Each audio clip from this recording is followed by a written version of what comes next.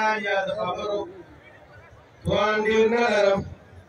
خپل والد صاحب ته یې وګیله کوم چې ګیلمن یې ورسوي، چې ګیلمن جانان ته حال ورکړه شاکره، ګیلمن جانان ته حال ورکړه شاکره، چې بې ننګه پښتانه بیداره نه شول. ای زما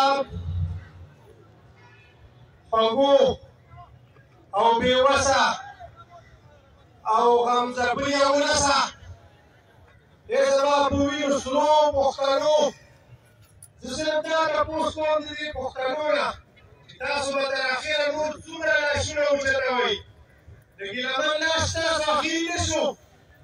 زما والد صاحب ما ته بخښلی دی پښتنو، خو زما والد صاحب دا اخري لاس دی، خپل لاسونه مه ورکوئ دې ظالمانو حکمرانانو ته.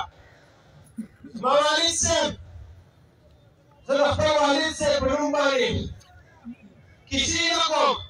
زما والد صاحب پښتنو کې ما اوس هم ملګرو ته ویلي چې پښتانه دې کله مني، په هغوی کې تا دپاره وژل، مرګېدل، شهیدېدل ډېر ضروري دی، ځکه چې دا قوم دې د مرګ نه پس مني. که دې د مرګ نه مخکې خلکو ډېر ډېر څه وي.